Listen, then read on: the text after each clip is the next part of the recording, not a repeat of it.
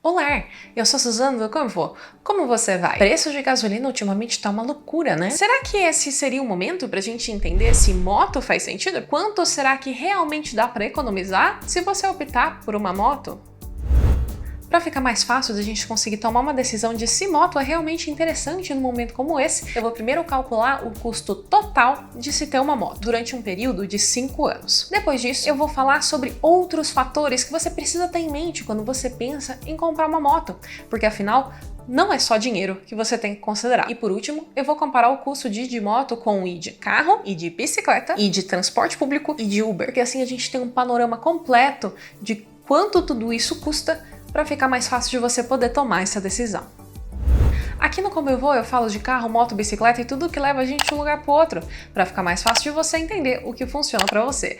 Se esse assunto te interessa, se inscreva aqui no canal, deixa seu joinha para você poder acompanhar.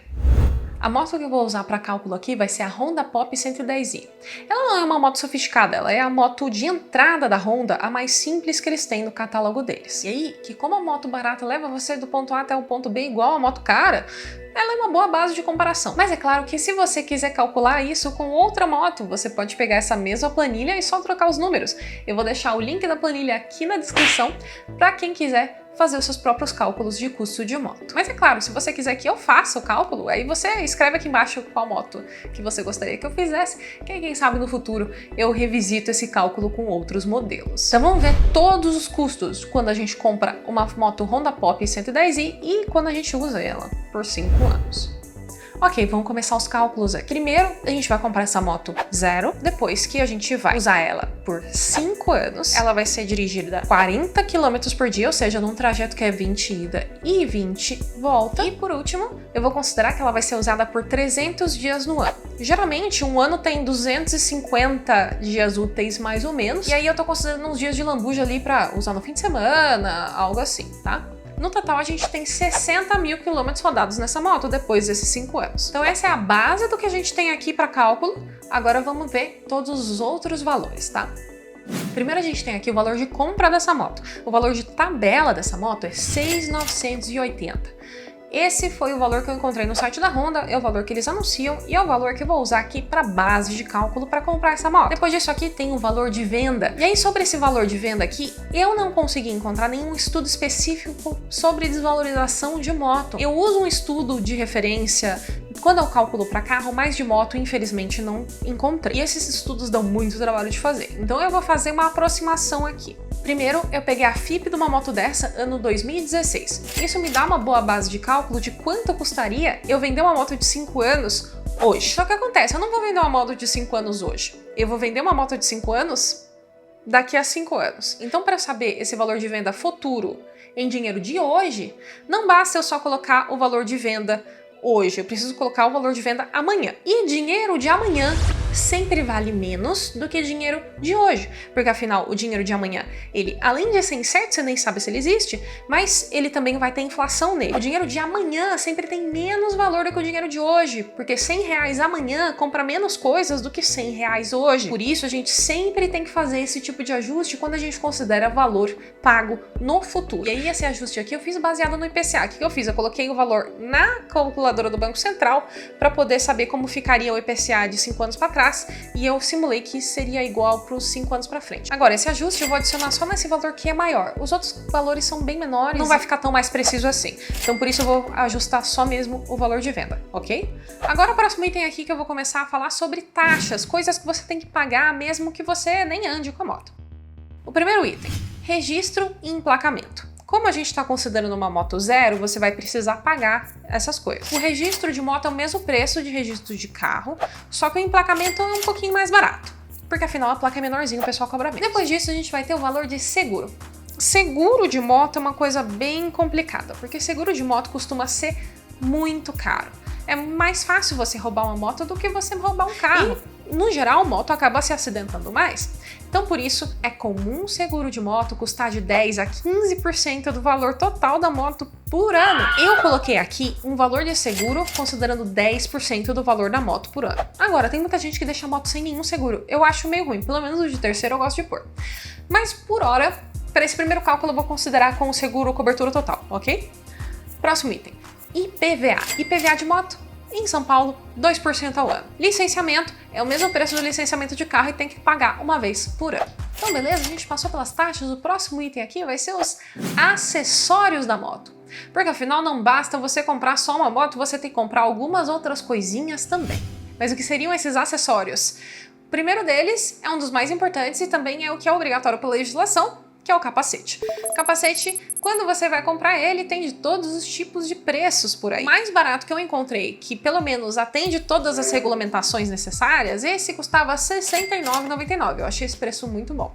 Mas capacete tem de todos os preços. O importante é você pensar que quando você compra um capacete, você está literalmente colocando um preço na sua cabeça. Então, o próximo item aqui, jaqueta protetora. A gente precisa de uma jaqueta porque afinal, se você por acaso assim sair voando de moto digamos assim, voo não intencional, pode ser que você se machuque muito.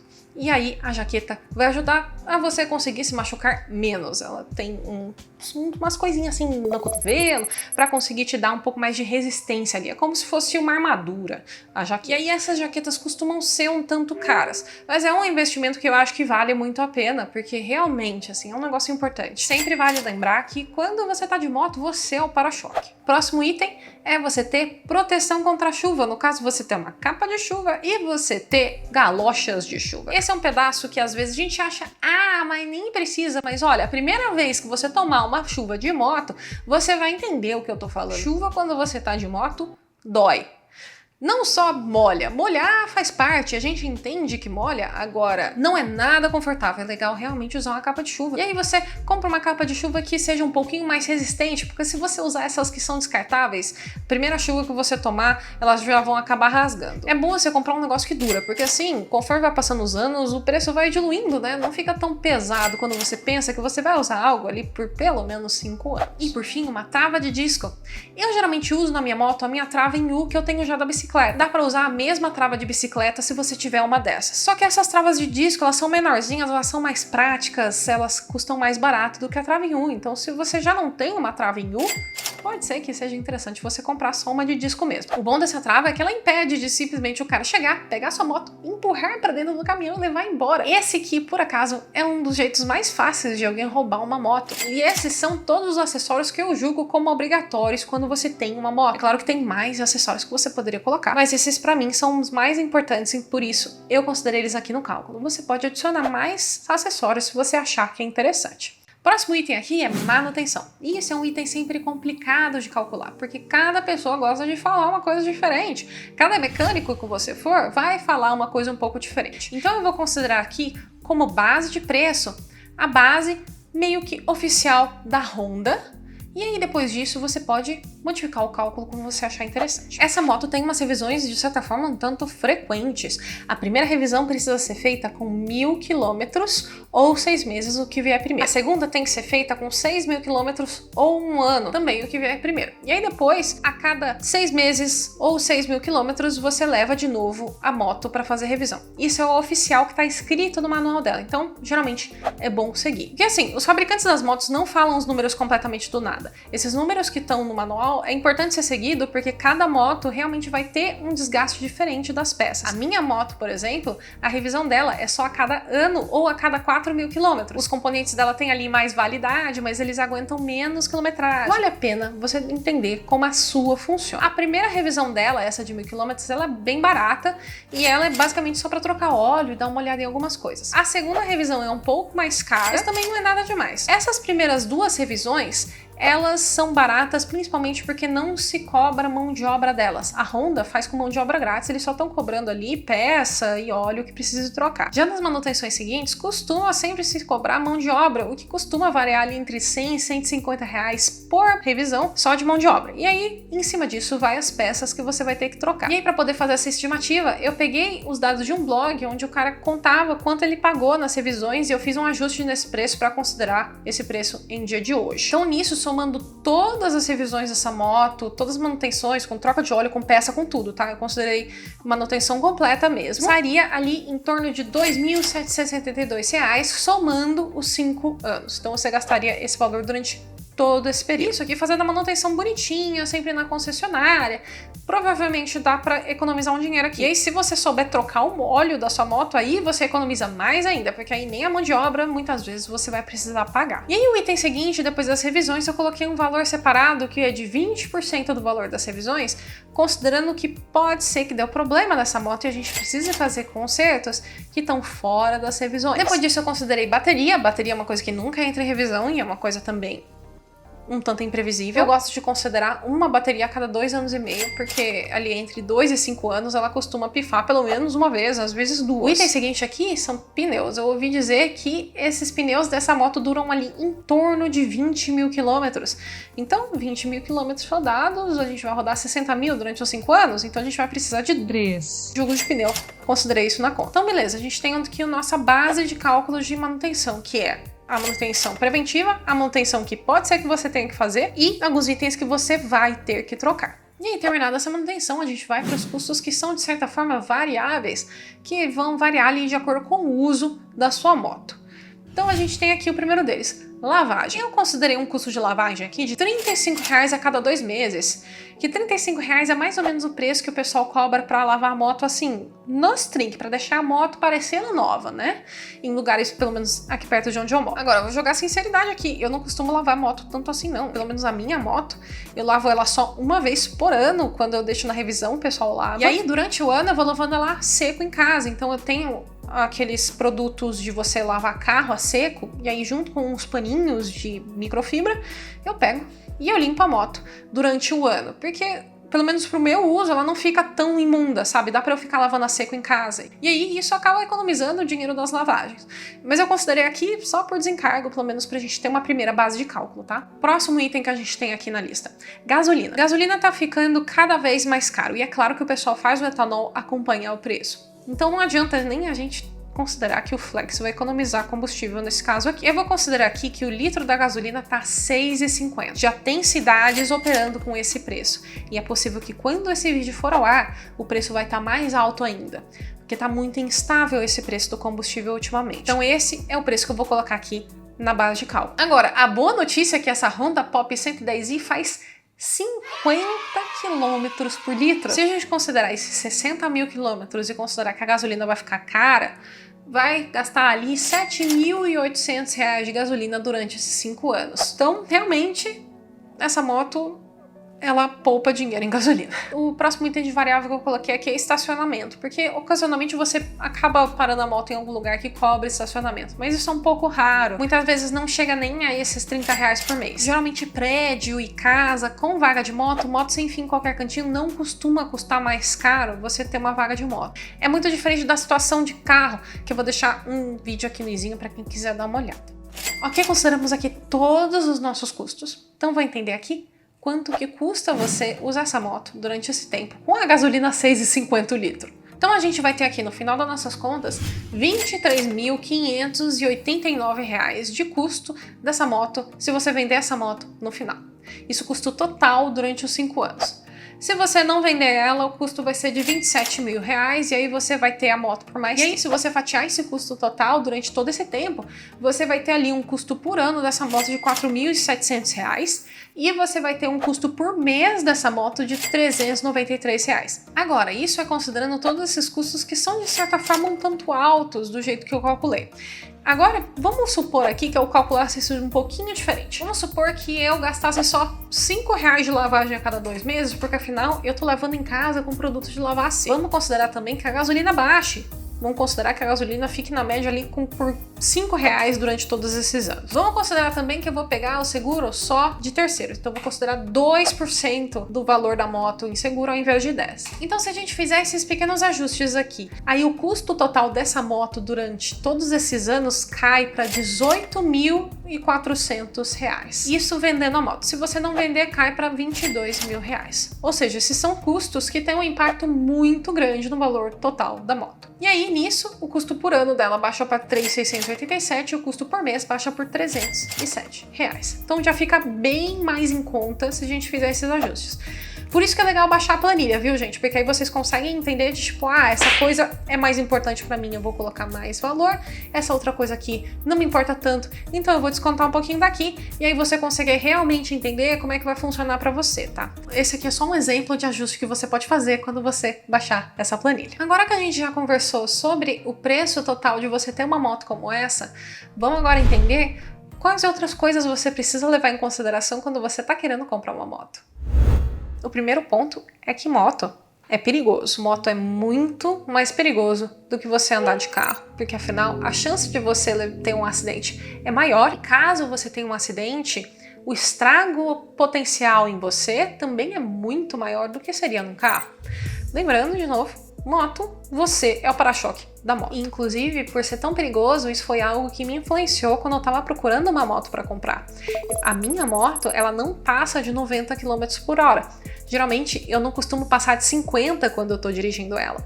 Eu não pego marginal com ela, eu não pego estrada. Eu fico muito esperto para ver se ninguém abre uma porta em cima de mim, também costume de andar de bicicleta, né? Se ninguém vai trocar de faixa perto de mim. Quando eu tô no corredor, eu tô andando sempre devagar. Tudo isso são cuidados para continuar inteira, porque é muito fácil para um cara de carro te acertar e falar, nossa, nem te vi, mesmo você estando todo empiriquitado, piscando na frente dele. Então é importante considerar que o PDM de moto é naturalmente mais alto. Agora, além da moto ser mais perigosa, ela também requer mais atenção. Você não vai poder ficar ouvindo rádio sem prestar atenção em volta, porque senão, quem vai acabar se ferrando vai ser você.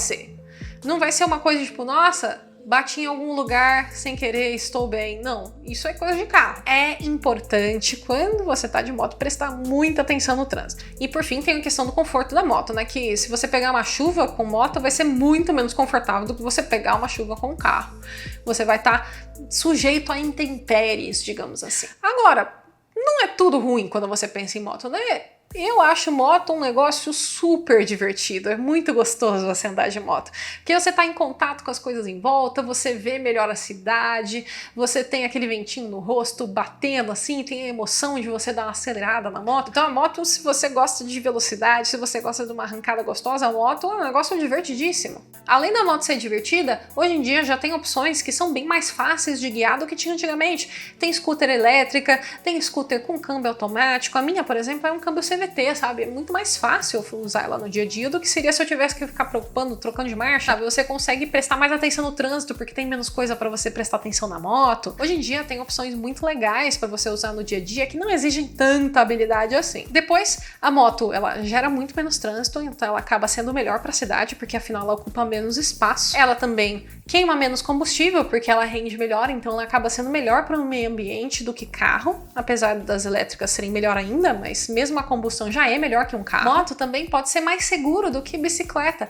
porque você consegue manter a mesma velocidade que os carros quando você está numa moto. E se você não tem ciclovia e você é obrigado a andar junto com os carros, a moto ele vai conseguir ver você melhor do que se você tiver numa bicicleta. E por fim, a gente está num momento muito, muito crítico da pandemia. Está sendo cada vez mais importante a gente se cuidar e manter o distanciamento social. Então, por isso, a moto acaba sendo uma opção que é muito mais interessante no ponto de vista de saúde do que o transporte público no momento em que a gente está. Então, vamos resumir aqui esses pontos fortes, pontos fracos da moto.